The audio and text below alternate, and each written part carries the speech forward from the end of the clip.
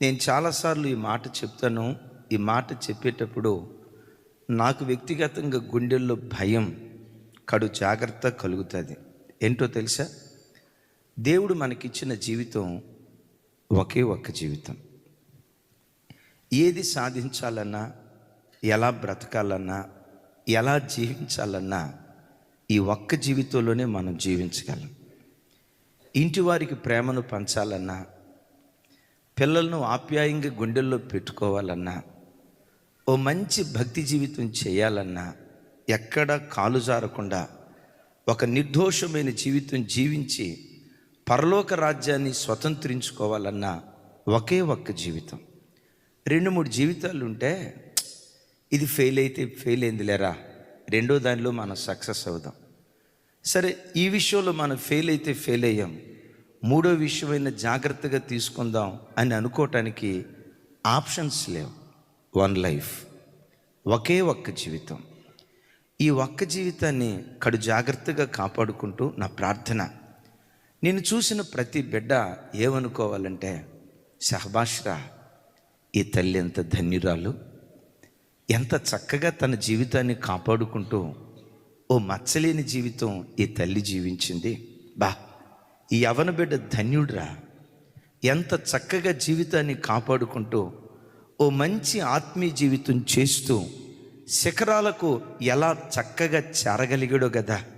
బ్రతికితే ఈ యవ్వన బిడ్డలాగా బ్రతకాలరా, జీవిస్తే ఈ కుటుంబంలాగా జీవించాలరా.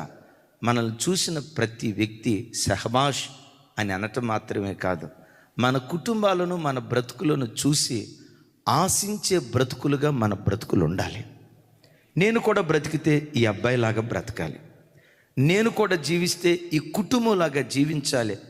ఆశపడే దివ్యమైన బ్రతుకులు వరంగా దేవుడు మనకు అనుగ్రహించునుగాక. అలా జీవించాలంటే ఎలా ఈ భూమి మీద బ్రతకాలి? హబక్కూకు గ్రంథం చూడండి. హబక్కూకు గ్రంథం 2వ అధ్యాయం మొదటి 3 వచనాలు నేను చదువుతాను. ఆయన నాకు ఏమి సెలవిచ్చునో, అందరూ ఆయన నాకు ఏమి సెలవిచ్చునో నా వాదము విషయమై నేనేమి చెప్పుదునో చూచుటకై నేను నా కావలి స్థలము మీదను గోపురము మీదను కనిపెట్టుకొని యుందుననుకొనగా యెహోవా నాకిలాగు సెలవిచ్చెను, చదువువాడు పరిగెత్తుచు చదువ వీలుగున్నట్లు నీవా దర్శనమును పలక మీద స్పష్టముగా వ్రాయుము. ఆ దర్శనము నిర్ణయకాలమున జరుగును, సమాప్తమగుటకై ఆతురత పడుచున్నది. అది తప్పక నెరవేరును, అది ఆలస్యముగా వచ్చినను దాని కొరకు కనిపెట్టుము. అది తప్పక జరుగును, జాగు చేయక వచ్చును. ఈ వచనాల్లో అది అది అది అనే మాట చూస్తాం. ఏది? దర్శనం. హబక్కూకు, నీకు ఒక దర్శనం కనపడింది కదా, ఆ దర్శనం తప్పకుండా నెరవేర్చబడుతుంది, జాగు చేయకుండా జరుగుతుంది. ఆలస్యమైందని నువ్వు కలవరపడొద్దు, నువ్వు ఎదురు చూస్తూ ఉండు. బట్ నువ్వు ఒక దర్శనం కలిగి బ్రతుకు అని హబక్కూకుతో దేవుడి స్థలంలో మాట్లాడుతున్నాడు. క్రైస్తవ జనమ, ప్రతి క్రైస్తవుడు భవిష్యత్తును గూర్చి ఒక దర్శనం కలిగి బ్రతికేవాడై ఉండాలి. ఓ 5 సంవత్సరాల తర్వాత నా జీవితం ఇలా ఉండాలి, నా పిల్లల భవిష్యత్తు ఇలా ఉండాలి, నా భవిష్యత్తు ఇలా ఉండాలి, ఎలా నా జీవితాన్ని కట్టుకోవాలి అని భవిష్యత్తును గూర్చి కలలు కంటూ ఒక దర్శన ప్రకారం ప్రతి వ్యక్తి అడుగు వేసే వ్యక్తి అయి ఉండాలి.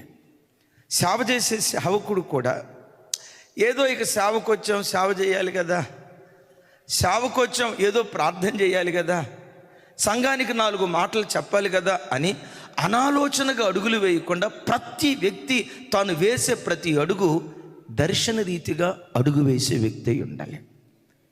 ప్రతి వ్యక్తి దర్శనం కలిగి ఉండాలి. ఏం దర్శనం లేకుండా బ్రతకూడదా?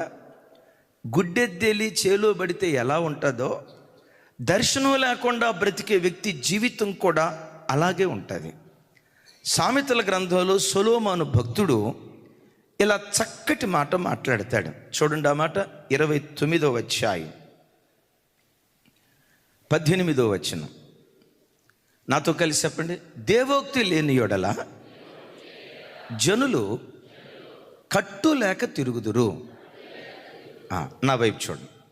తెలుగులో దేవోక్తి లేని యెడల జనులు కట్టు లేక తిరుగుదురు అని రాసి ఉంటుంది. దీన్నే ఇంగ్లీష్ వర్షన్లో చూస్తే భలే చక్కటి మాట ఉంటుంది. Where there is no vision the people perish అని రాసి ఉంటుంది. పెరిష్ అంటే నాశనం అయిపోతారు. పెరిష్ అనే మాట ఇంకొక బైబిల్లో, ఇంగ్లీష్ బైబిల్లో రాయబడిన మాట అన్కంట్రోల్డ్ అని రాసి ఉంటుంది. అంటే ఒక వ్యక్తి దర్శనం లేకుండా బ్రతికితే ఆ వ్యక్తి జీవితం నాశనం అయిపోద్దని, రెండవది ఒక కంట్రోల్ లేని వ్యక్తిగా తాను బ్రతుకుతాడని వాక్యం అంటుంది. ఆదివారం ఆరాధనకు వస్తున్నారు కదా, బయలుదేరేటప్పుడే మీ గుండెల్లో ఉండాల్సింది ఏంటో తెలుసా? ఈరోజు ప్రభు నాతో ఏం మాట్లాడతాడో, ఏ వాక్యం ద్వారా దేవుడు నాతో ముచ్చటిస్తాడో, ఏ వాక్యం ద్వారా దేవుడు నాతో మాట్లాడి నన్ను సరిచేస్తాడో అని దర్శన రీతిగా నువ్వు వస్తే నిశ్చయంగా నీ ఆశకు తగినట్లుగా దేవుడు మాట్లాడటం ప్రారంభిస్తాడు. ఎందుకయ్యా మందిరానికి వచ్చావు, ఆదివారం ఆరాధనకి ఎందుకు వచ్చావు? ఎందుకు వచ్చేది ఏముందండి, ఆదివారం చర్చికి రావాలి కదా అందుకని వచ్చానండి అన్నట్లు ఉండకూడదు. ఆదివారం మందిరానికి ఎందుకు వెళ్తున్నానంటే ఆయన వాక్యం విని నా బ్రతుకును పవిత్రమైన బ్రతుకుగా తీర్చిదిద్దుకోవటానికి, నాలో ఉన్న ప్రతి మలినమైన వ్యక్తిత్వాన్ని తొలగించుకొని నా ప్రభువులాగా మారటానికి, భూమి మీద ప్రభువులాగా మారటం మాత్రమే కాదు, ఇక్కడ కళ్ళు మూస్తే పరలోక రాజ్యంలో కళ్ళు తెరవాలనే దర్శనంతో నేను మందిరానికి వెళ్తున్నానయ్యని ఆ ప్రత్యక్షత ద్వారా ఏ మాట పోగొట్టుకోకుండా వాక్యపు వెలుగులో బ్రతుకును దిద్దుకోవటానికి ప్రయత్నం చేస్తాం. బాబు ఎందుకు కాలేజీకి వెళ్తున్నావు నాయనా, ఎందుకు కాలేజీకి వెళ్తున్నావు? ఎందుకు వెళ్ళేది ఏముందన్నా, వెళ్ళకపోతే మా అమ్మ కొట్టదో, మా నాన్న తిట్టడు, మా అమ్మ బెత్తానికి పని చెప్పదు, ఎవరో బెత్తానికి పని చెప్తారు, ఎవరో తిడతారని ఎవరి కంటి తుడుపు కోసం నువ్వు వెళ్తే జీవితంలో ఏమీ సాధించలేవు. చివరికి బ్రతుకు నాశనమైపోతుందని వాక్యం ఉంటుంది. బాబు ఎందుకు స్కూల్కి వెళ్తున్నావు, అమ్మా ఎందుకు కాలేజీకి వెళ్తున్నావు, ఇన్ని పుస్తకాలు తీసుకొని నడుచుకుంటా 1000 రూపాయలు ఫీజు కట్టి ఎందుకు కాలేజీకి వెళ్తున్నావు? నీ నోట్ నుంచి రావాల్సిన మాట, మా నాన్న 4th క్లాస్ ఎంప్లాయ్, ఆ నాన్న కడుపును పుట్టిన నేను ఏ రోజుకైనా నా ప్రభు ఆశీర్వాదాన్ని పొంది గజిటెడ్ ఆఫీసర్గా మార్చబడాలి. మా అమ్మ హాస్పిటల్లో ఆయా పని చేస్తుంది. హాస్పిటల్లో ఉన్న పేషెంట్లు విసర్జించిన అసహించుకోకుండా నా తల్లి ఆ పేద స్థితిని బట్టి, చదువులేని స్థితిని బట్టి ఆ దేన స్థితిలో పనిచేస్తుంది. అదే హాస్పిటల్కి ఒకనొక రోజు నేను డాక్టర్గా అడుగు పెట్టాలి, ఒక ఉన్నత స్థితిలో అడుగు పెట్టాలి. ఎందుకు క్రైస్తవుడు ఎందుకు కలలు గనాలో చెప్పమంటారా? నీ మీద దేవునికి ఉన్న ప్రణాళిక నీవెక్కడున్నా తలగానే ఉండాలి, నీ పిల్లలు ఎక్కడున్నా పైవారిగానే ఉండాలి. తోకగా ఉండటం, పెద్దగా చెప్పాల మాట, తోకగా ఉండటం ఆమెను కాదు, తోకగా ఉండటం ఆమెనా చెప్పాలి. తోకగా ఉండటం దేవుని చిత్తం కాదు, క్రిందవాడిగా ఉండటం నువ్వు దేవుని చిత్తం కాదు. ఇహమందైనా పరమందైనా నీవు తలగానే ఉండాలి. అంటే వెళ్ళేటప్పుడు ఒక దర్శన రీతిగా వెళ్ళాలి. ఇప్పుడు నేను నిలవబడి వాక్యం చెప్పేటప్పుడు ఆదివారం కదా వాక్యం చెప్పాలి కదా అన్నట్లు చెప్పకూడదు. ప్రభా, నేను బోధించే బోధ ద్వారా కనీసం ఒక్క ఆత్మైనా మీ తట్టు తిరగాలి ప్రభా, ఒక్క బిడ్డ అయినా పశ్చాత్తాపడాలి స్వామి, సంఘానికి వచ్చిన ప్రతి బిడ్డ పరలోక రాజ్యానికి ఆయత్తపడాలని ఒక దర్శన రీతిగా సేవకుడు సేవ చేయాలి. దర్శన రీతిగా ప్రతి బిడ్డ తన బ్రతుకులో అడుగులు వేసేవాడిగా ఉండాలి. దర్శనం లేకపోతే అన్కంట్రోల్డ్, అంటే క్రమశిక్షణ లేని జీవితంగా నీ జీవితం మారిపోతుంది. నీ వ్యక్తిగత జీవితంలో నీకంటూ ఒక దర్శనం లేకపోతే జీవితాలు నాశనం అయిపోతాయి, కంట్రోల్ తప్పి ప్రవర్తిస్తాం. అది రాజుగారి ఏనుగు. రాజుగారిని ఊరేగిస్తూ ఉంటారు. రాజుగారు ఉన్నంతసేపు బాగానే ఉంటుంది. రాజుగారు లేనప్పుడు దాని పేరు మదపటేనుగు. మీరు వినుంటారు కదా. ఈ మావటివాడు తన ఇంటి దగ్గర నుంచి రాజగృహానికి ఆ ఏనుగును తీసుకుని వెళ్ళేటప్పుడు అది దారి వెంబడి వెళ్ళేటప్పుడు మామూలుగా వెళ్ళదు.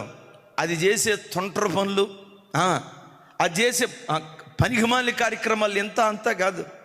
దారి వెంబడి వెళ్తుందా, అక్కడ అరటికాయల దుకాణం కనపడితే అరటికాయలు గెలగెల లాగేసి కాళ్ళ కింద పెట్టుకుని తింటుంది. దాన్ని ఏమన్నా అందామా? ఈ ఏనుగునంటే రాజుగారిని అన్నట్లు లెక్క. అందుకని ఒక్కొక్కరు ప్రాణం బిగబెట్టేవాళ్ళు. ఫ్రూట్ షాప్ కనపడితే దౌర్జన్యంగా అందులోకి అడుగు పెట్టేది. పుచ్చకాయ కనపడితే పగలగొట్టేది. ప్రతి షాప్ మీద దౌర్జన్యం చేస్తూ ఉండేది, దాడి చేస్తూ ఉండేది. అందరూ తిట్టుకుంటూ ఉండేవాళ్ళు కానీ ఏమనేవాళ్ళు కాదు. ఇది ఆ మావటి వాడికి ఒక పెద్ద తలనొప్పిగా మారిపోయింది. ఏం చేయాలి ఏం చేయాలి ఏం చేయాలి? రాజుగారి దగ్గరికి వెళ్ళింది.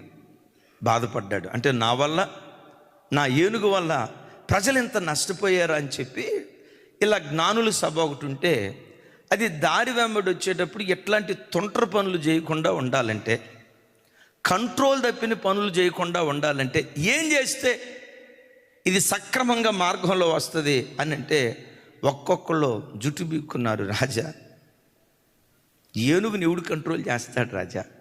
ఏదో కుక్కనో నక్కనో పిల్లినో కంట్రోల్ చేయగలుగుతాం, కానీ ఏనుగును కంట్రోల్ చేయాలని చూస్తే దాని కంట్రోల్లోకి మనం వెళ్ళిపోతాం రాజా, మన వల్ల కాదని అందరూ చేతులు ఎత్తారు. ఈలోపు ఒక ఆయన మేధావి అన్నాడు, ఏం లేదు రాజా, అది దారి వెంబడి వచ్చేటప్పుడు దానికి ఏ పని చెప్పలేదుగా, ఒక పని చేయండి. మావటి వాడి ఇంటికాడ బయలుదేరేటప్పుడు దాని తొండానికి ఒక పూలదండ తగిలించండి. పూలదండ తగిలించి దీన్ని భద్రంగా రాజుగారి ఇంటికి తీసుకొని వెళ్ళాలా అని చెప్పండి. ఒక పని అప్పగించండి. ఇక ఈ తొంటరి గింటరి పనులన్నీ మానేస్తుంది అని చెప్తే, అరే నిజమే కదా అని చెప్పి ఈసారి మావటివాడు ఆ ఏనుగు బయలుదేరేటప్పుడు దాని తొండానికి చెప్పాలి పూలదండ తగిలిచ్చారట. ఇక చూడండి, ఏనుగు పూలదండ ఎట్లా పట్టుకొని ఇటు చోట్ల అటు ఇటు చోట్ల ఒక దర్శనం, దాని కళ్ళ ముందు ఒక పని, ఇదిగో ఇది తీసుకొని వెళ్ళి రాజుగారికి అప్పగించాలి. ఒక దర్శనం, ఒక ప్రణాళిక, ఒక పని అప్పగించిన తర్వాత ఇక ఇటు అటు చూడకుండా సరాసరి రాజుగారి దగ్గరికి వెళ్ళి రాజుగారికి దండిచ్చిందట. రోజు ఆ పని చేశారు.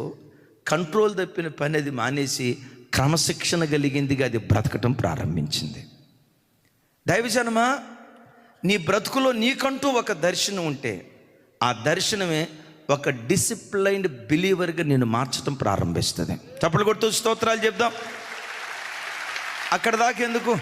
ఇప్పుడు పిల్లలు ఉన్నారు, సమ్మర్ హాలిడేస్లో టయానికి లెగుస్తారా? స్కూల్స్ జరిగేటప్పుడు టయానికి లేస్తారా? అమ్మా, నీ తెలివి సేకటబాడ. సమ్మర్ హాలిడేస్లో పెందరకాయలు వేస్తారా? వాడిని ఎప్పుడు లేపాలో అర్థం కాదు. ఒకరోజు 7ంటికి లేస్తాడు, ఇంకో రోజు 10ంటికి లెగుస్తాడు. అదే స్కూల్కి వెళ్ళే టైంలో నువ్వు తిట్టో బొట్టో ఏదో ఒకటి చేసి వాడు టయానికి లేస్తాడు. ఎందుకు? స్కూల్స్ జరిగే టైంలో వాడు టయానికి లేవటానికి కారణం ఏంటో తెలుసా? నేను స్కూల్కి వెళ్ళాలి. చూడండి, ఆ దర్శనం ఒకరిని డిసిప్లైన్డ్ పర్సన్గా మారుస్తుంది.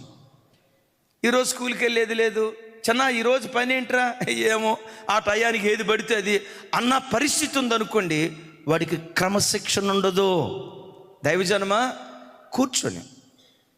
కూర్చొని పగటి కలలు కాదు. ఇక్కడ ఓ 10 సంవత్సరాల తర్వాత నా కుటుంబం ఈ స్థితిలో ఉండాలి, ఆర్థికంగానైనా, ఆత్మీయంగానైనా, ఆరోగ్యపరంగానైనా.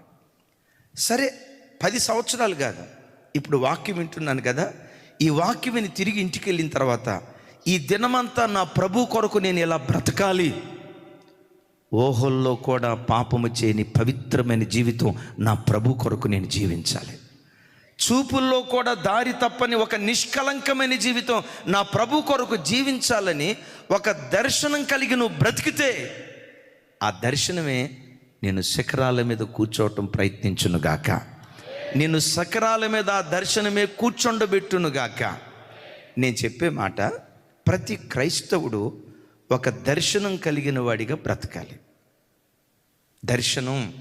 దర్శనం కలిగిన వాడు ఏమంటారంటే విజనరీ. చెప్పండి, మిషనరీ కాదు. విజనరీ అంటే దార్శనికుడు లేక దూరదృష్టి కలిగిన వాడు. ఆమేన్ చెప్దాం, ఆమేన్. ఈ పిల్లల్ని కూర్చోబెట్టరా, నువ్వు పెద్ద అరిగిన తర్వాత ఏమవుతావురా అని అడిగారు అనుకోండి, వాడికి చిన్నప్పటి నుంచి నువ్వు ఫీడింగ్ ఇవ్వాలి. వాడు వెంటనే ఏమన్నాడు తెలుసా? నేను ఇర్మియానని అవుతాను అన్నాడు. పాపోళ్ళు అయితే నేను జ్యోతక్కన అవుతాను అనాలి. అది కాదా అన్న, ఇప్పుడు పరిచర్య చేసే కుటుంబాల్లో నుంచి ప్రవక్తలైనా లేవనెత్తుతాడు, పరిపాలకులైనా లేవనెత్తుతాడని అన్న చెప్తారు కదా. నేను పెరిగి పెద్దోడైన తర్వాత ఒక సివిల్ సర్వెంట్నై మన ఇమ్మాన్యుయల్ మినిస్ట్రీస్కి ఒక కుడి భుజంగా నేను నిలవబడాలి. అన్నోళ్ళకి సేవలో నేను ఒక సహకారిగా నిలవబడాలని చిన్నతనం నుంచి వాళ్ళని ఒక దర్శన రీతిగా మనం పెంచేవారిగా ఉందుముగాక. చిన్నతనం నుంచి ఉగ్గుపాలతో అది మనం మన పిల్లలకు నేర్పేవారిగా ఉందుముగాక. చప్పలు కొడుతూ స్తోత్రాలు చెప్దాం. విజనరీ ఒకసారి చూపించు తమ్ముడు. విజనరీ అనే దానికి స్పెల్లింగ్ విజనరీ. ఒక్కొక్క అక్షరంలో నుంచి హబక్కు గ్రంథంలో రాయబడిన ఈ 3 వచనాల్లో నుంచి ఈ 3 సెషన్స్లో దివ్యమైన వర్తమానం. విజనరీ VISIONARY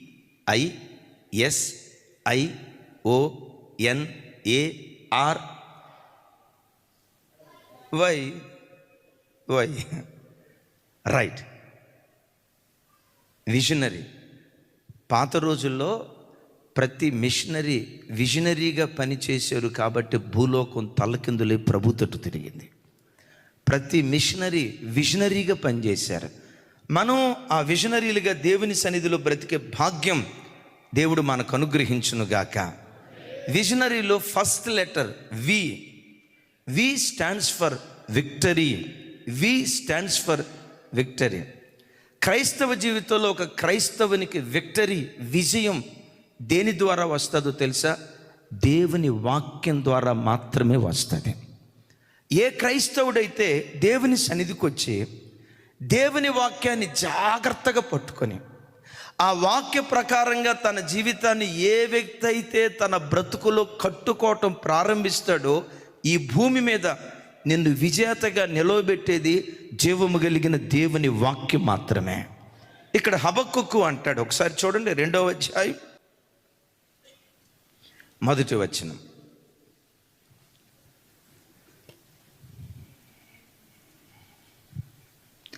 నాతో కలిసి చెప్పండి. ఆయన నాకు ఏమి సెలవిచ్చునో, నా వాదము విషయమై నేనేమి చెప్పుదునో. 2 కామెంట్స్. నాతో కలిసి, ఆయన నాకు ఏమి సెలవిచ్చునో, నా వాదము విషయమై నేనేమి చెప్పుదునో, చూచుటకై నేను కావలి స్థలము మీదను గోపురము మీదను కనిపెట్టుకొని యుందుననుకొనగా. ఒకసారి నా వైపు చూడండి. ఈయన అనుకుంటున్నాడు, ఇప్పుడు నేను కావలి గోపురానికి వెళ్తా. కావలి గోపురం జీవం కలిగిన దేవుని సంఘం. ఎందుకు వెళ్తాను అనుకుంటున్నావయ్యా? ఆయన నాకేమి సెలవిస్తాడో, ఆయన సెలవిచ్చిన తర్వాత నేను ఆయనతో ఏం మాట్లాడాలో, నా వాదన ఏమని వినిపించాలో, నాకు ఏమి సెలవిస్తాడో ఆయన సెలవిచ్చే మాట కొరకు కావలి గోపురానికి నేను వెళ్తాను అని ఈ భక్తుడు మాట్లాడుతున్నాడు. దైవజనమా, ఆదివారం మందిరానికి బయలుదేరి వచ్చేటప్పుడు ఒకసారి చూడు. ఆదివారం మందిరానికి బయలుదేరి వచ్చేటప్పుడు శనివారం నుండే నీ గుండెల్లో ఒక జిజ్ఞాస, తల్లి నీ గుండెల్లో ఒక ఆకలి, నీ గుండెల్లో ఒక ఆశ. ప్రతి ఆదివారం వినే వాక్యమే కదా అని అనుకోకు. ప్రతిరోజు చదివే బైబిలే కదా అని అనుకోకు. అరే చిన్నప్పటి నుంచి సండే స్కూల్ నుంచి చర్చికి వెళ్తున్నాం కదా, మనకు తెలియని వాక్యం కదా, మనకు తెలియని వాక్యమేం కాదు కదా అని అనుకోకు. ప్రతి శనివారం ఆదివారం మందిరానికి వచ్చేటప్పుడు రేపు ఆదివారం దేవుడు నాతో ఏం మాట్లాడతాడో, ఏ వాక్యం ద్వారా దేవుడు సెలవిస్తాడో ఆ వాక్యం వినటానికి నీటి వాగుల కొరకు దుప్పి ఆశపడినట్లుగా వాక్యం కొరకు మన ప్రాణం తహతహలాడును గాక.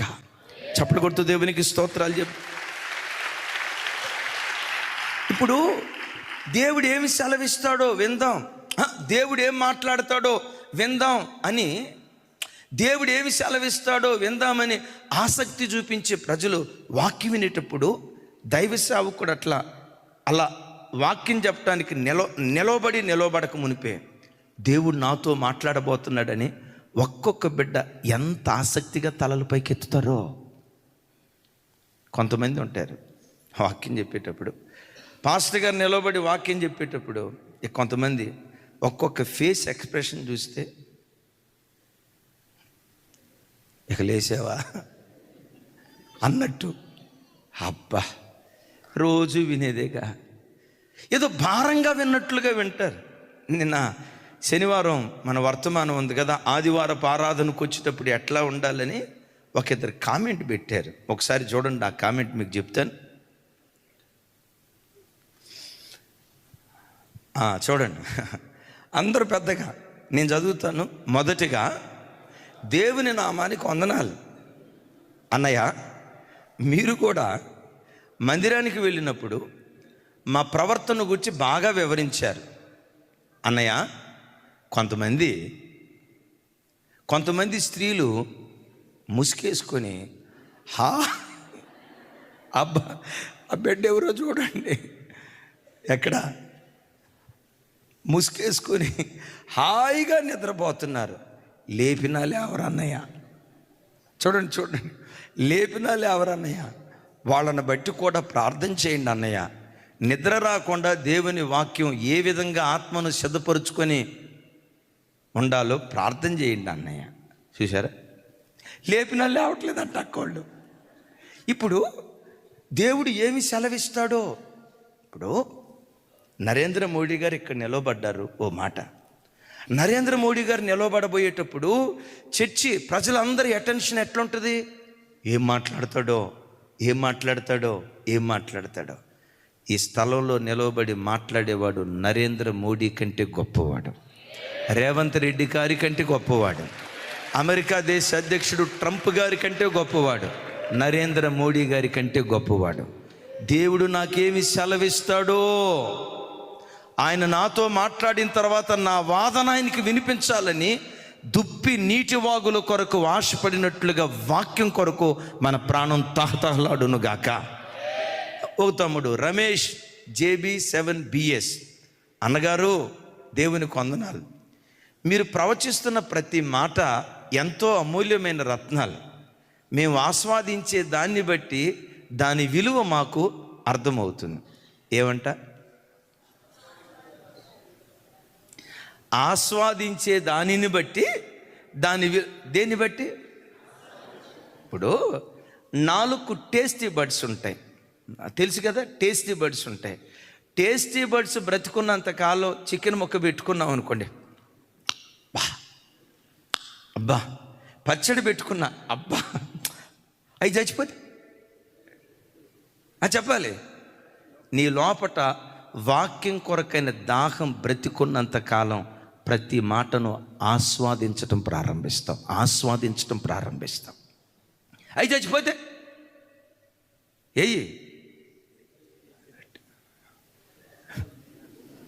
అమ్మ అనురాధ తల్లి, టేస్టీ బడ్స్, ఆ రుచి తెలియజేసే ఆ టేస్టీ బడ్స్ చచ్చిపోయినాయి అనుకోండి, నువ్వు ఏమైనా తినగాక, ప్యారడైజ్ బిర్యానీ తినగనక, దాన్ని తలదన్నే దైవ సావుకురాలు వంటే తినగాక, నీకు రుచి పచి తెలియదు. జ్యోతక్క వండిన సాంబారే దాగ్గాక, రత్నక వండిన సాంబారే దాగ్గాక రుచి తెలియదు నీకు.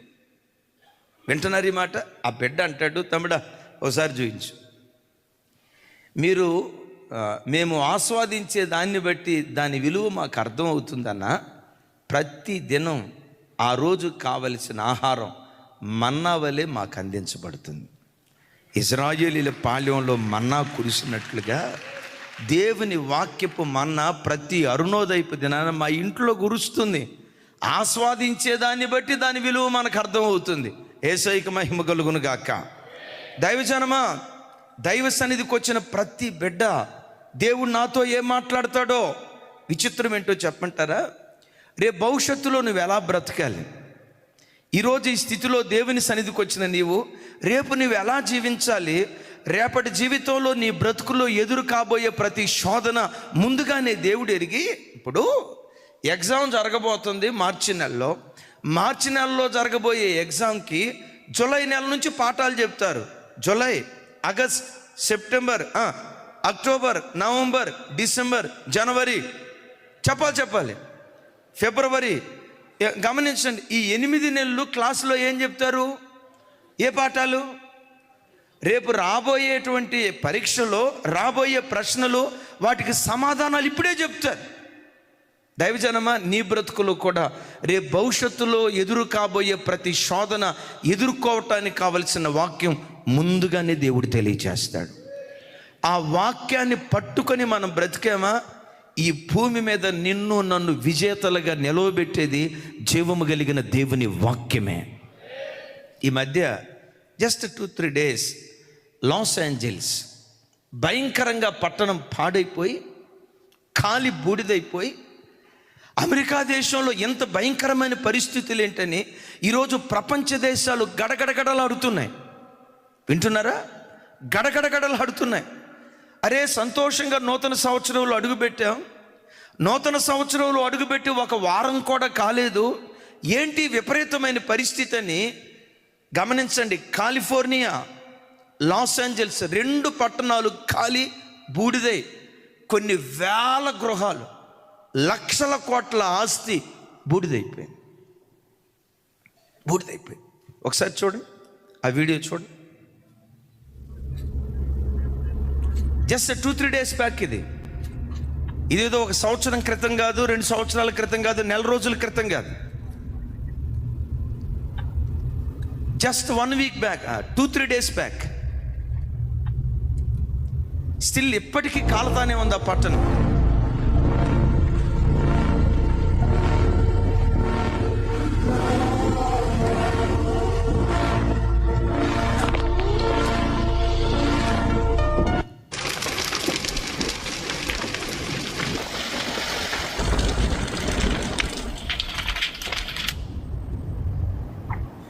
రైట్, దైవజనమా చూశారు కదా, అది క్రైస్తవ దేశం. లాస్ ఏంజల్స్ అనే పట్టణం ప్రపంచ దేశాల్లో ఉన్న పట్టణాలన్నింటిలో అత్యంత ధనిక పట్టణం అట. ఆ పట్టణపు జీడిపి, ఆ స్థాయిని అందుకునేటువంటి పట్టణాలు భూమి మీద ఇంకేవీ లేవట. హాలీవుడ్ నటులు అందరూ ఆ పట్టణంలో ఉంటారు. ఈరోజు శ్మశానంగా మారి బూడిదిగా మిగిలిపోయింది. అయితే విచిత్రం చెప్పంటారా, ఈ పట్టణానికి గతి పట్టబోతుందని జనవరి 1వ వారంలో ఈ అగ్ని మంటలు చెలరేగక మునిపే 3 రోజుల ముందు ఒక చిన్న యవ్వన బిడ్డను దేవుడు నిలవబెట్టి ఆ పట్టణాన్ని హెచ్చరిస్తున్నాడు. ఏ లాస్ ఏంజల్స్, దేవుని ఉగ్రత మీ మీదకు దిగి రాబోతుంది, తస్మా జాగ్రత్త. వావి వరసలు తప్పి మీరు ప్రవర్తిస్తున్నారు. పురుషులతో పురుషులు, స్త్రీలతో స్త్రీలు అవాంఛనీయమైన కార్యక్రమాలు చేస్తున్నారు. డ్రగ్ మాఫియా, మారక ద్రవ్యాల మాఫియా, గ్యాంబ్లింగ్, ప్రతి విధమైన చీకటి కార్యక్రమాలు ఈ పట్టణంలో జరుగుతున్నాయి. పట్టణమా, దేవుని ఉగ్రత మీ మీదకు రాబోతుంది. పట్టణమా, దేవుని కోపం మీ మీదకు రాబోతుంది. తస్మా జాగ్రత్త, ప్రవర్తన దిద్దుకోండని. ఆ పట్టణం మీదకు ఉగ్రత రాకమునిపై ఒక చిన్న యవ్వన బిడ్డను దేవుడు నిలవబెట్టి హెచ్చరించాడండి. చూడండి ఒకసారి. జనవరి 2వ తారీఖున and I prophetically speak it out loud as a warning. You think all this debauchery, all this sin is going unnoticed? You think getting drunk, smoking weed, sex before marriage, homosexuality, transgender, all of that, you think that God doesn't see it? God says it's an abomination. మరొకసారి back start తమ్ముడు, start. Los Angeles, జనవరి 2వ తారీఖు Los Angeles And I దేవుని ఉగ్రత ఈ prophetically పట్టణం speak మీదకి it out రాబోతుంది. loud as a warning. దేవుడు నా ద్వారా You think మిమ్మల్ని all this హెచ్చరిస్తున్నాడు. debauchery, all this sin మీ పాపాల is విషయమై going ఒకసారి unnoticed? ఆలోచించండి. You think getting drunk, smoking weed, sex before Smoking, marriage, drinking, homosexuality, alcohol, transgender, all of that. You homosexuality. think that God doesn't see it? God says it's an abomination. 2వ తారీఖు దేవుడు మాట్లాడాడు. 8వ తారీఖు ఆ చిన్న యవ్వన బిడ్డ నోట నుంచి దేవుడు పలికించిన ఆ మాట దేవుడు నెరవేర్చాడు. ఓ మాట చెప్తాను, నీకేదైనా దేవుడు మేలు చేయాలనుకుంటే మేలు గూర్చి ముందే చెప్పకపోవచ్చు, సడన్గా చేస్తాడు, ఎప్పుడైనా చేస్తాడు. కీడు ఎప్పుడైనా చేయాలనుకున్నప్పుడు వీడిని నేను సహించలేకపోతున్నా, వీడిని ప్రవర్తన నా కళ్ళ ఎదుట అసహ్యంగా ఉంది, ఇన్ని సంవత్సరాలు ఈ వ్యక్తిని భరించా, ఇక భరించే ఓపిక నాకు లేదని దీర్ఘశాంతం కలిగిన శాంతమూర్తికే కోపం వస్తే ఆ దీర్ఘశాంతం కలిగిన దేవుడు వెంటనే తన కోపాన్ని తీర్చుకోడు. నినివే పట్టణమా, నీ దోషం ఆకాశమంతా ఎత్తుకు ఎదిగింది, 40 రోజులు నీ గడువిస్తున్నాను, 40 రోజుల్లో నువ్వు మారకపోతే పట్టణం నాశనం కాబోతుంది. నేను అంటాను, దేవుడు నాశనం చేయాలనుకున్నప్పుడు రైట్ రాయల్గా అక్కడ అడుగుపెట్టి నాశనం చేయొచ్చు కదా. ఈ దేవుడు కీడు చేయటానికి త్వరపడేటువంటి దేవుడు కాదు, మేలు చేయటానికి త్వరపడతాడు. కీడు చేయటానికి 1కి 10 సార్లు ఆలోచించి. మెట్టుకు దైవజనమా, ఆదివారం దేవుని సన్నిధికి మనం వచ్చినప్పుడు వాక్యం ద్వారా దేవుడు మాట్లాడతాడు. ఉద్యోగ స్థలంలో నువ్వు ఎలా ఉండాలి, కుటుంబంలో ఒక తల్లిగా నీవు ఎలా ఉండాలి, ఒక యవ్వన బిడ్డగా నీవు ఎలా ఉండాలి, యేసుక్రీస్తు ప్రశస్త రక్తముతో కడగబడి బాప్తిస్మం తీసుకున్న ఒక విశ్వాసిగా నీవు ఎలా బ్రతకాలో దేవుడు నీకు సెలవిస్తాడు. ఆ వాక్యాన్ని పట్టుకో, ఆ వాక్యమే భూమి మీద విజేతగా నిన్ను నిలవబెడతాది. పెద్దగా చెప్దాం ఆమేన్. అందుకనే 1 యోహాను పత్రికలో యోహాను గారు భలే చక్కటి మాట అంటారు. చూడండి ఆ మాట. యోహాను 1 పత్రిక 2వ అధ్యాయం 14వ వచనం 15వ వచనం నాతో కలిసి. చిన్నలారా, చిన్నపిల్లలారా, మీరు తండ్రిని ఎరిగి ఉన్నారు గనుక మీకు వ్రాయిచున్నాను. తండ్రులారా, మీరు ఆది నుండి ఉన్నవాని ఎరిగి ఉన్నారు గనుక మీకు రాయిచున్నాను. 15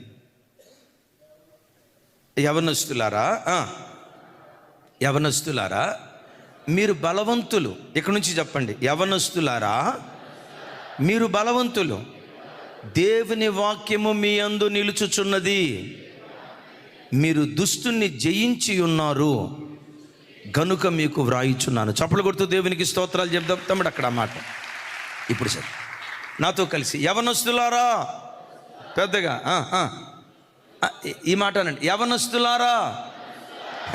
మీరు అనుకోవచ్చు, అమ్మా మీరు అనుకోవచ్చు, ఇది యవనస్తులకు కదండి, ఇది నాకు కాదండి అని అనుకునేరు గాక. అబ్రాం గారు, సుధాకరనా, ఆత్మీయ జీవితానికి ముసలితనం లేదు. విన్నారీ మాట? నీ శరీరానికి ముసలితనం ఉంది, నీ వయస్సుకు ముసలితనం ఉంది. ఆధ్యాత్మిక జీవితంలో ఎప్పుడు నవ యవ్వనుడిగా దేవుని కొరకు నువ్వు బ్రతకాలి. That's it. ఆత్మీయ జీవితంలో ఎప్పుడు యవ్వన బిడ్డలుగా ఉండాలి. రైట్. యవనస్తులారా అంటే ఇది యవనస్తులు కాదు, యేసుక్రీస్తు రక్తముతో కడగబడిన ప్రతి క్రైస్తవునికి ఏమంటాడు? యవనస్తులారా మీరు బలవంతులు. దేన్ని బట్టి బలవంతులు? Boost the the secret of my energy అని అందామా? హార్లిక్స్ అందామా? జూనియర్ హార్లిక్స్ అందామా? సీనియర్ హార్లిక్స్ అందామా? క్యారెట్ జ్యూస్ అందామా? బీట్రూట్ జ్యూస్ అందామా? దేన్ని బట్టి మీరు బలవంతులు? దేవుని వాక్యాన్ని బట్టి మీరు బలవంతులు. ఆ బలమైన వాక్యం ఏం చేస్తుందో తెలుసా? దుష్టుని జయించేటట్లుగా జయవీరులుగా ఆ వాక్యం మిమ్మల్ని నిలవబెడుతుంది. చప్పలు కొడుతూ దేవునికి స్తోత్రాలు చెప్దాం. వి స్టాండ్స్ ఫర్ విక్టరీ అని విన్నాం కదా. నీకు నాకు విక్టరీ, విజయాన్ని దయచేసే శక్తివంతమైన ఆయుధం దేవుని యొక్క వాక్యం. ఆదివారం మందిరానికి వచ్చినప్పుడు ఆయన నాకేమి సెలవిస్తాడో, ఆమేన్. ఉదయం లేచి వాక్యం చదివేటప్పుడు ఈరోజు దేవుడేమి సెలవిస్తాడో, ఎర్లీ మార్నింగ్ మన 5 గంటల వర్తమానం వినేటప్పుడు ఈరోజు దైవ సేవకుల ద్వారా ఏ వాక్యం మాట్లాడతాడో, ఏమి సెలవిస్తాడోనని వాక్యం కొరకు తహతహలాడే కృప దేవుడు మనకు దయచేయును గాక. రైట్, వి స్టాండ్స్ ఫర్, చెప్పాలి దేని ద్వారా మనకు విజయం వస్తుంది? దేవుని వాక్యం ద్వారా. Visionary, V I stands for intention. మరోసారి, I stands for intention. Intention అంటే హృదయపు ఆలోచనలు. దైవజనమ ఒకసారి చూడండి, నీ దేవుడు ఎవరో తెలుసా? నీ హృదయపు ఆలోచనలు దేవుడు పసిగట్టి, నీ ఉద్దేశాలను పసిగట్టి నిన్ను ఉన్నత స్థలములో నిలవబెట్టే ఉన్నతుడైన దేవుడు ఈ దేవుడు. చప్పలు కొడుతూ స్తోత్రాలు చెప్దాం. అన్నయ్య, ఈ వచనాన్ని బట్టి ఈ మాట మీరు ఎలా అనగలుగుతారు? ఈ దేవుడు ఎవరో తెలుసా? నీ హృదయములో ఉన్న ఉద్దేశాలు కూడా పసిగట్టగలడు. ఆమెన్. నీ హృదయములో ఉన్న ఉద్దేశాలు కూడా పసిగట్టగలడు. ఎక్కడ 139వ కీర్తనలో మనం చూస్తాం కదా, నా నోట నుంచి మాట బయలుదేరక మునిపే నా హృదయంలో ఉన్నది నీ వెరుగుదువు కదా అంటాడు. నేనంట, ఇప్పుడు నేను మాట్లాడే మాట నా నోట నుంచి బయటకు వచ్చిన తర్వాత మీరు వినగలుగుతున్నారు, పసిగట్టగలుగుతున్నారు. నా నోట నుంచి ఈ మాట బయలుదేరక మునిపే ప్రతి మాట ఎక్కడి నుంచి బయలుదేరి వస్తుంది? హృదయంలో ఉన్నప్పుడే ఈ మాట దేవుడు పసిగట్టేటువంటి వాడు. చెబుదాం గట్టిగా ఆమెన్. ఈ మాటకి ఎలా మీరు చెప్తారన్న మరోసారి చూడండి. హబక్కూకు గ్రంథం 2వ అధ్యాయం మొదటి వచనం. 2వ అధ్యాయం తమ్ముడు, మొదటి వచనం తమ్ముడు, నాతో కలిసి. ఆయన నాకు ఏమి సెలవిచ్చునో నా వాదన విషయమై నేనేమి చెప్పుదునో చూచుటకై నేను కావలి స్థలం మీదను గోపురము మీదను కనిపెట్టుకొని యుందుననుకొనగా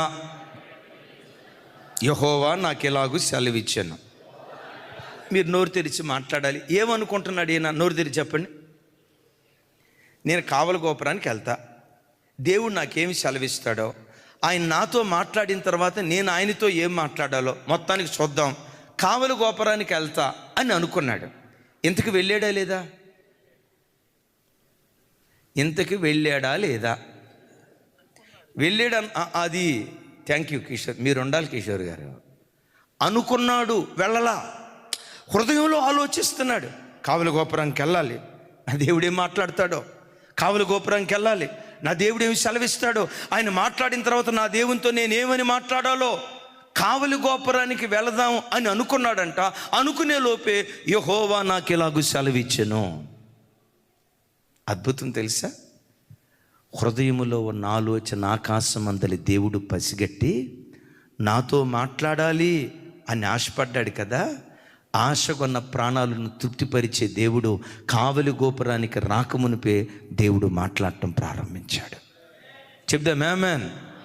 నీ దేవుడు ఎవరంటే ఉన్నతమైన ఉద్దేశాలను నెరవేర్చే ఉన్నతుడైనటువంటి దేవుడు.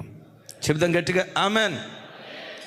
హృదయంలో ఏది ఆశిస్తావో, ప్రభా నాకు ఇచ్చేసి పెట్టవా, ప్రభా నా పిల్లల్ని ఈ స్థాయిలో నిలవబెట్టవా, ప్రభా నా కుటుంబాన్ని ఇలా బ్రతికించవా, ప్రభా నేను నీ కొరకు ఇలా నడవాలనుకుంటున్నానయ్యా, భక్తి జీవితంలో ఒక ప్రతిష్టమైన ఒక వైరాగ్యంతో కూడుకున్న జీవితం నేను ఇలా జీవించాలనుకుంటున్నానయ్యా అని ఇంకా నువ్వు నోరు తెరిచి ప్రార్థన చేయక మునిపే, దేవుని సన్నిధిలో మోకరించక మునిపే, ఉపవసించి కన్నీరు మున్నీరుగా దేవుని సన్నిధిలో రోధించక మునిపే నీ హృదయములో ఉన్న ఆశను దేవుడు ఎరిగి కీర్తనలో చక్కటి మాట రాసి ఉంటుంది.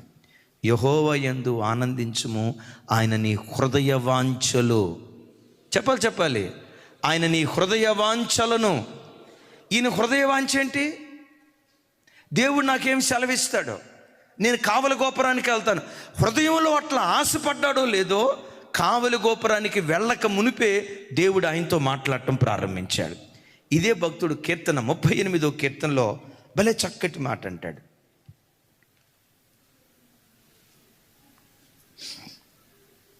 38:9 నాతో కలిసి. ప్రభువా నా అభిలాష అంతయు నీకే కనబడుచున్నది, నా నిట్టూర్పులను నీకు దాచబడి ఉండలేదు. అంటే దేవునికి ప్రతిదీ మరుగే.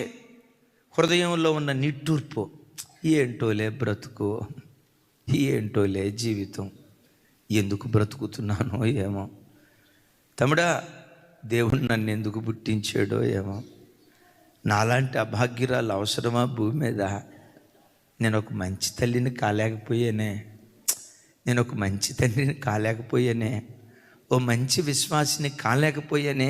నీ ప్రయత్నం నువ్వు చేసి జీవితంలో ఎప్పుడైనా ఓడిపోయి నిట్టూర్పులు విడిస్తే నీ హృదయపు సవ్వడి వినే హృదయనాథుడు నేను ప్రకటించే యేసుక్రీస్తు వారు నీ నిట్టూర్పు వింటాడు. అట్ దట్ సేమ్ టైం అంటాడు, యెహోవా నా అభిలాష. అభిలాష, హృదయంలో ఏది అభిలాష పడతావో, ఏది ఆశపడతావో, నీ హృదయాభిలాషను పసిగట్టే దేవుడు నేను ప్రకటించే యేసుక్రీస్తు వారు. ఆయన ఏం చేస్తారో తెలుసా? నా బిడ్డ ఇది ఆశపడింది కదా, నా బిడ్డ కొరకు నేను ఇది చేసి పెట్టాలి, నా సేవకుడు ఇది ఆశపడ్డాడు కదా, నా సేవకుడు కొరకు ఇది నేను చేసి పెట్టాలని నీ హృదయాభిలాషను దేవుడు పసిగట్టి నీవు అడిగిన దానికంటే, ఊహించిన దానికంటే అత్యధికంగా కార్యాలు చేయగల గొప్ప దేవుడు.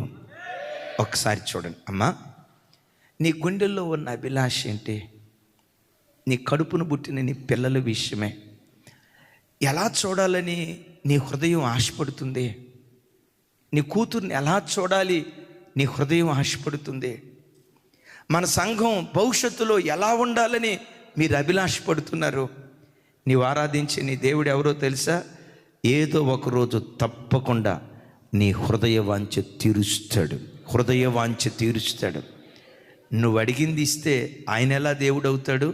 నీవు అడిగిన వాటికంటే, ఊహించిన వాటికంటే అత్యధికంగా కార్యాలు చేయగలిగిన గొప్ప దేవుడి దేవుడు. నీ ఆశ భంగం కాదు, ఏదో ఒక రోజు నీ హృదయాభిలాష దేవుడు నెరవేర్చునుగాక. ఓ రోజు ఆఫ్రికా దేశంలో ఒక చిన్న అమ్మాయి, పల్లెటూరుకి చెందిన అమ్మాయి, ఆకాశంలో ఎగిరి విమానాలు చూస్తా అనుకుందట, దేవా నా బ్రతుకులో నేను కూడా కనీసం ఒక్కసారైనా విమానం ఎక్కాలి ప్రభా అని ఆశపడిందట. ఇప్పుడు పల్లెటూరులో పుట్టి పెరిగిన మనం ఆ రోజుల్లో ఎవరైనా బెందెత్తుకొని నీళ్లు మోసుకొని వస్తున్నారు అనుకోండి, తొంట రోడ్డు ఉంటాడు, ఏమైనా చెప్పండి. మీకు తెలియదమ్మా, అంతా అమెరికాలో పుట్టిన బ్యాచ్ లాగా ఉన్నారు. ఏమనేవాళ్ళు? ప్రసాద్ గారు ఏమనేవాళ్ళు? అదిగో విమానం, అదిగో విమానం అనేవాళ్ళు. విమానం అనే మాట వినటంతో జరిగింది ఏంటో తెలుసా? తల మీద ఉన్న బిందె కూడా వదిలిపెట్టి ఎట్లా చూసినటువంటి పరిస్థితి పల్లెటూళ్ళల్లో. అట్లా నేను కూడా ఒకసారి బిందె పడగొట్టాను అన్న వాళ్ళు ఎవరైనా ఉంటే చేతులపైకి ఎత్తండి. ఎత్తరు, సిగ్గుపోద్దని. పర్వాలేదు, నేను చెయ్యి ఎత్తమని కూడా అన్నాం, పర్వాలేదు ఒక మాట. అలాంటి పల్లెటూరు అమ్మాయి వాళ్ళ అమ్మకి చెప్పిందట, అమ్మా నాకు ఇలా విమానం ఎక్కాలని ఉందమ్మా అని. అంటే ఆ తల్లి అందట, పగటి కలలు కనుకో, మనమేంటి, మన తాయి ఏంటి, మన టాటస్ ఏంటి, అడిగేదానికి కూడా అద్దుండాలి అని అనలేదంట. తల్లి అందట, కలలు కనరా, ఆశపడరా, మనం ఆరాధించే దేవుడు ఆశకున్న ప్రాణాలను తృప్తిపరిచే దేవుడు. దేవుడు ఆశ తీరుస్తాడ్రా, తప్పకుండా నీ హృదయ వాంఛ నెరవేరుస్తాడ్రా. అలా ఆలోచిస్తావని. విమానం టికెట్ కొనగలిగే ఆర్థిక సామర్థ్యత లేదు, ఎవరినో అడిగిందట. ఎయిర్ హోస్ట్ ఉద్యోగం తీసుకుంటే, ఎయిర్ హోస్ట్ ఉద్యోగం సంపాదిస్తే ఎక్కటమే కాదు, కంటిన్యూస్గా విమానంలోనే తిరగొచ్చు అని చెప్పి మొత్తానికి ఎయిర్ హోస్ట్ కావాలని చెప్పి ఆ విమానయాన సంస్థకు అప్లికేషన్ పెట్టుకొని ఉద్యోగం కావాలంది. ఈ అమ్మాయిని చూసి, పొట్టి అమ్మాయి అంట, నీ ఎత్తు అన్ఫిట్. ఏ ఫిట్? అన్ఫిట్. నువ్వు పొట్టిదానివమ్మా, నీ పర్సనాలిటీ వాళ్ళకి ఎయిర్ హోస్ట్ ఉద్యోగం రాదు. ఆ ఎయిర్ హోస్ట్ ఉద్యోగం రావాలంటే మంచి హైట్ ఉండాలి, అందం ఉండాలి, నీకు రాదు అన్నారంట. ఆమె దగ్గరకు వచ్చి, అమ్మా నేను ఎయిర్ హోస్ట్ ఉద్యోగం కావాలని అంటే, నువ్వు పుట్టిదానివి, నువ్వు విమానం ఎక్కడానికి కుదరదు, ఈ ఉద్యోగానికి నువ్వు కుదరదు అని అన్నారు. ఏడుస్తూ ఉంటే తల్లి అందట, నువ్వు ప్రార్థన చేసుకోరా, కలలు కనరా, ఆశపడరా, దానికి మించిన స్థితిలో దేవుడు నిన్ను నిలవబెడతాడురా అంద. ఈ అమ్మాయికి ఆశ చావక, అంటే చూడండి, ఈ అమ్మాయికి ఆశ చావక, సరే ఎయిర్ హోస్ట్ ఉద్యోగానికి నేను పనికి రాలేదు, కనీసం పైలట్ ఉద్యోగానికన్నా నేను పనికి వస్తానా? రైట్, పర్వాలేదు, ఉద్యోగం వచ్చేటట్టుంది. ఇప్పుడు పైలట్ ఉద్యోగం, పైలట్గా ఇది నేర్చుకోవాలంటే కొన్ని లక్షల రూపాయలతో కూడుకుంది. తనకున్న కారు అమ్మింది, అమ్మకొచ్చే పెన్షన్ తీసుకుంది, రూపాయి జాగ్రత్త చేసి మొత్తానికి పైలట్ ఉద్యోగం కొరకు ఆ డబ్బు వెచ్చిచ్చుదామని అనుకునే లోపు ఎందుకో సడన్గా అమ్మాయికి ఒక చిన్న బిజినెస్ పెట్టాలని ఆలోచన వచ్చింది. చిన్న బిజినెస్ పెట్టింది. దేవుడు దాన్ని ఆశీర్వదించాడు. ఇంకొంచెం పెద్ద వ్యాపారం, దాన్ని దేవుడు ఆశీర్వదించాడు. దాన్ని తలదన్ని అంత పెద్ద వ్యాపారం, దాన్ని దేవుడు ఆశీర్వదించాడు. చివరికి అమెరికా దేశంలో ఆ అమ్మాయి విమానయాన సంస్థనే ప్రారంభించిందట. ఆమెన్. అదుగదుగదుగో ఆ తల్లి ఎస్ఆర్ఎస్, ఆ అమ్మాయి విమాన సంస్థ. ఇప్పుడు ఎయిర్ ఇండియా, నానే నీకు బాగా తెలుసు, ఎయిర్ ఇండియా, దేవాన్ దాబానా? అరే ఏమా దేవాన్ దాబాకి వెళ్ళాడు. ఇండిగో, ఎయిర్ ఏషియా, ఇలాంటి విమానయాన సంస్థలు ఉన్నాయి కదా. ఈ అమ్మాయి ఒక వయసుకు వచ్చిన తర్వాత ఆఫ్రికా ఖండంలోనే విమానాలు ఎగుమతి చేసే విమానయాన సంస్థను ప్రారంభించిందట. చూడండి, ఆ బిడ్డ ఏమందో తెలుసా? ఎంత గొప్ప విజయాన్ని సాధించిన తర్వాత, ఈ విజయం నా ద్వారా కలిగింది కాదు, కానీ నా ప్రభు నా ప్రక్కన నిలవబడి పెంట కుప్పల మీద నుంచి లేవనెత్తి, నేను ఆశపడిన దానికంటే, చూడండి, ఆశపడిన దానికంటే, అడిగిన దానికంటే, ఊహించిన దానికంటే అత్యధికంగా కార్యాలు చేస్తాడు. వాక్యంలో రాసింది కదా, జస్ట్ నా ప్రభుని అడిగింది ఎయిర్ హోస్ట్గా ఉద్యోగం చేయాలని, నా ప్రభువు నేను అడిగింది పైలట్గా ఉద్యోగం చేయాలని. చివరికి నా దేవుడు నన్ను ఏ స్థానంలో నిలవబెట్టాడో తెలుసా? విమానాలే తయారు చేసే అధినేతగా దేవుడు నన్ను నిలవబెట్టాడు. ఇది ఎలా నీకు సాధ్యం? నా ప్రభు నా ప్రక్కన నిలవబడి నా మనోభిలాషను దేవుడు నెరవేర్చాడు. మీ తండ్రిగా, మీ అన్నగా నా చేతులెత్తి మిమ్మల్ని దీవిస్తున్నాను.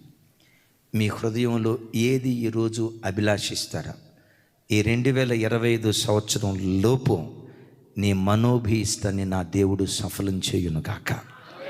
నువ్వెక్కడ నిలబడి సాక్ష్యం చెప్పుదువుగాక. లైవ్ చూస్తున్న బిడ్డలారా, నీ పిల్లల గూర్చి ఏ కలలు కంటున్నావో, భక్తి జీవితాన్ని గూర్చి ఏ కలలు కంటున్నావో, విశ్వాస జీవితాన్ని గూర్చి ఏ కలలు కంటున్నావో, నీ పిల్లల్ని ఎలా చూడాలని ఒక తల్లిగా తండ్రిగా నువ్వు ఆశపడ్డావో, నజరేయుడైన యేసు నామం పేరిట నీ హృదయ వాంఛ నా దేవుడు తీర్చునుగాక.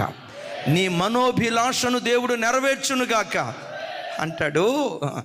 ఆయుష్ను వరముగా ఇమ్మని నేను అడుగగా దీర్ఘాయుష్ను నాకు ఇచ్చావు అంటాడు. అడిగిందేది? దేవుడేమిచ్చాడు? ఇచ్చిందే ఇస్తే ఆయన ఎట్లా దేవుడు అవుతాడు? అడిగిన దానికంటే, ఊహించిన దానికంటే అత్యధికంగా దయచేసే దేవుడు, నీ ఇంటెన్షన్ నెరవేర్చే దేవుడు. 2 చేతులు పైకెత్తి, ఏ ఆశతో దేవుని సన్నిధికి వచ్చావో యేసు నామం పేరిట నీ ఆశ దేవుడు నెరవేర్చున్నట్లుగా 2 చేతులెత్తి ప్రభుకు స్తోత్రాలు చెప్దాం. చేతులెత్తి నీ కుమార్తె విషయమై ఏది ఆశపడ్డావో, నీ కొడుకు విషయమై ఏం ఆశపడ్డావో, నీ ఉద్యోగ విషయంలో ఏం ఆశపడ్డావో, నీ పిల్లల భవిష్యత్తు విషయమై ఏం ఆశపడ్డావో, నీ హృదయపు మనోభిలాష దేవుడు నిశ్చయముగా నెరవేర్చునుగాక. గట్టిగా చప్పలు కొడుతూ ప్రభు వారికి స్తోత్రాలు చెప్దాం.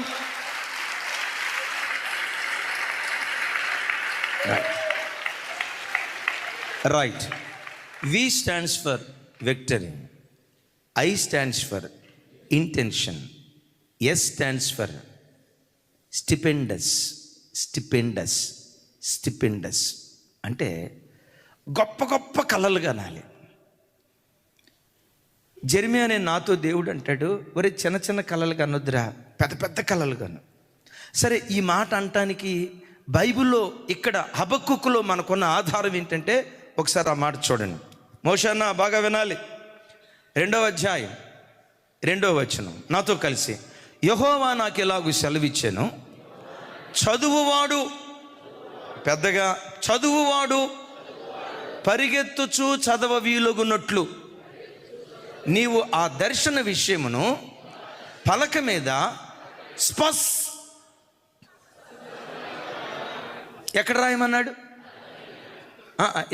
ఎక్కడ రాయమన్నాడు? ఎట్లా రాయమన్నాడు? అదే కాదు, ఇంకొక మాట కూడా అన్నాడు. పరిగెత్తేవాడు వాడు ఆగడం. ఈ నోటీస్ బోర్డు మీద ఏముంది? ఏం అక్షరాలు రాసి ఉన్నాయి? ఆగడాడు. వాడు వెళ్తానే ఉంటాడు, రన్నింగ్ బస్సులో వెళ్తానే ఉంటాడు, 2 వీలర్ మీద వెళ్తానే ఉంటాడు.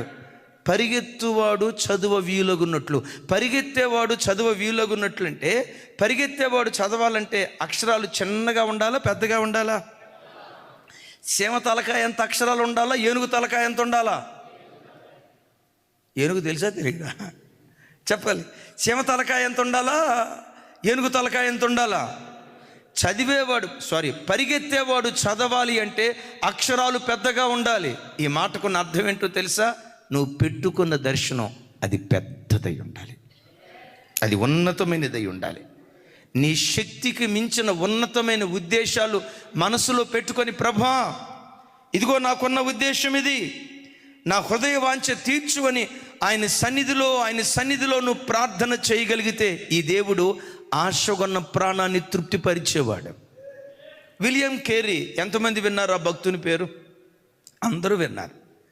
ఈయన తన స్వస్థలంలో ఉన్నప్పుడు వాస్తవంగా చెప్పులు కుట్టుకునే ఆయన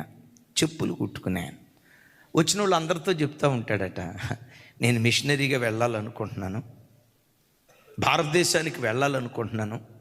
ఇదిగో నా చెప్పుల దుకాణంలో చూడండి, ఆ గోడ మీద భారతదేశపు మ్యాప్ పెట్టుకొని చెప్పులు కుట్టుకుంటా భారతదేశాన్ని చూస్తా. ఏనాటికైనా ఆ గడ్డ మీద నేను అడుగు పెట్టాలి, ఏనాటికైనా భారతదేశంలో నేను సువార్త ప్రకటించాలి, భారతీయులకు నా దేవుని ప్రకటన చేయాలని. విచిత్రం చూడండి, చెప్పులు కుట్టుకునే ఆయన దేశం కాని దేశానికి వచ్చి ఇక్కడ మిషనరీ వర్క్ చేయాలని ఆ తన చెప్పుల దుకాణంలో భారతదేశపు మ్యాప్ పెట్టుకొని మాట్లాడుతూ ఉండేవాడట. చుట్టూతో ఉన్న వాళ్ళు అన్నారు, వండాలి కానీ మరి చెప్పండి అమ్మ ఒక మాట, వండాలి కానీ మరి కనాలి కానీ మరి, అరే చెప్పండి రా తల్లి, కనాలి కానీ మరి పగటి కళలు అనకూడదు. ఓ తమ్ముడు, మన చర్చికి వచ్చే తమ్ముడు, జస్ట్ 17 సంవత్సరాల కుర్రోడు, 15 సంవత్సరాల కుర్రోడు, జస్ట్ పాలిటెక్నిక్ అయింది, హైదరాబాద్లో చిన్న ఉద్యోగం, 13,000 రూపాయలు ఉద్యోగం. సుందర్ నగర్లో పాత ఫెయితోన్ దగ్గర ఉన్నప్పుడు ఆ తమ్ముడు వచ్చాడు, ప్రార్థన చేయించుకొని, అన్నయ్య నేను ఏ రోజుకైనా హైదరాబాదులో సొంత వర్క్షాప్ పెట్టాలి, నేను ఇప్పుడు పనివాడిగా బ్రతుకుతున్నాను, అక్కడ నా చేతి కింద అనేక మంది పనివాళ్ళు ఉండాలి, నేను అనేకులకు జీవనోపాధిని కల్పించాలన్నా, దేవుడు అలా నన్ను ఆశీర్వదించినట్టు ప్రార్థన చేయండి అన్న అన్నాడు. ఆ చిన్నబిడ్డ ఆ మాటలు అంటున్నప్పుడు నా హృదయం ఉప్పొంగిందండి, హృదయం ఉప్పొంగింది. మనోడు కాస్త ఓవర్గా మాట్లాడుతున్నట్టున్నాడే, బడాయి మాట్లాడుతున్నాడే, స్థాయికి మించిన మనస్సులో కూడా ఆలోచన రాలేదు. ప్రభువుడు చెప్తున్నాను, ఇది జరిగి సుమారుగా 15 సంవత్సరాల క్రితం, కొంచెం అటు ఇటుగా ఇంకా చెప్పాలంటే 16 సంవత్సరాల క్రితం, 17 సంవత్సరాల ఒక చిన్న బిడ్డ పాలిటెక్నిక్ చదువుకొని చిన్న ఉద్యోగం చేస్తూ హైదరాబాద్లో నేను సొంత కంపెనీ పెట్టాలన్నా, అనేకులకు జీవనోపాధి కల్పించాలన్నా, నేనన్నా ఏ రోజుకైనా నీ హృదయ వాంఛ దేవుడు తప్పకుండా తీరుస్తాడు తమ్ముడు. ఎప్పుడు దర్శనం ఉన్నతంగా ఉండాలి, నీ గోల్, నీ లక్ష్యం ఉన్నతంగా ఉండాలి. గమనించండి. నేను అన్నా ఏ రోజుకైనా దేవుడు ఆశ తీరుస్తాడు. ఇంజనీరింగ్ పూర్తయింది, ఎంటెక్ పూర్తయింది, ఓ సాఫ్ట్వేర్ కంపెనీలో నెలకొచ్చి 2 లక్షల రూపాయలు సంపాదించే స్థితిమంతుడిగా దేవుడు, కొంచెం అటు ఇటుగా 2 లక్షల రూపాయలు సంపాదించే స్థితిమంతుడిగా దేవుడు ఆ బిడ్డను ఆశీర్వదించాడు. ఒక 4 నెలల క్రితం నా దగ్గరికి వచ్చి, అన్న నా 18వ ఏట మీ దగ్గరికి వచ్చి సొంత కంపెనీ పెట్టాలనుకుంటున్నాను కదా. అవును తమ్ముడు, అప్పుడు అన్నావు, అది 16 సంవత్సరాల క్రితం తమ్ముడు, నేను చేస్తున్న ఉద్యోగానికి రిజైన్ చేస్తున్నానన్నా, మీరు ప్రార్థన చేస్తే రేపటి నుంచి నేను కంపెనీ స్టార్ట్ చేయాలని ఆశపడుతున్నాను, ప్రార్థన చేయండి అన్నాడు. స్టార్ట్ చేశాడు. జస్ట్ ఒక 3 days బ్యాక్, అన్నా పలానా ఫారిన్ నుంచి నాకు ఒక ఆర్డర్ వచ్చిందన్నా, ఇన్ని సంవత్సరాల ప్రార్థనకు దేవుడిచ్చిన ప్రతిఫలం అన్నా. బిడ్డలారా, జీవితంలో ఎప్పుడు ఉన్నతమైన కలలు కనండి. నేను ఒక ఉన్నత స్థానంలో ఉండాలి కలగనండి. భూమి మీద ఉన్నత స్థానంలో ఉన్నట్లు మాత్రమే కాదు, ఒకవేళ ఈ గడియలో నేను కళ్ళు మూస్తే పరలోకం నుంచి దేవదూతలు దిగొస్తారు. పునరుద్ధానపు శరీరాన్ని దేవుడు నాకు అనుగ్రహిస్తాడు. మేఘాల మీద పరలోకానికి ఆరోహణం అవుతాను. పరలోకంలో వాళ్ళు అడుగు పెట్టడంతో దేవదూతల గణం పరలోకంలో నన్ను ఆహ్వానిస్తుంది. అపోస్తుడైన పౌలును ముఖాముఖిగా చూస్తా, పేతురయ్యను ముఖాముఖిగా చూస్తా. ప్రవక్త అయినా మీకు ఎవరు కావాలో చెప్పండి? ఏలియా. ఇంకెవరు వద్దా? మరి మోషేని ఏం చేస్తావు ప్రసాద్ గారు?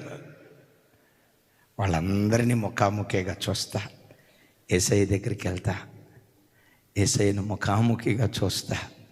యేసయ్యా యేసయ్యా యేసయ్య అంటూ 50 సంవత్సరాలు నిన్ను ఆరాధించే యేసయ్య, ఈరోజు నీ ముఖాన్ని కనులారా చూస్తున్నాను యేసయ్య.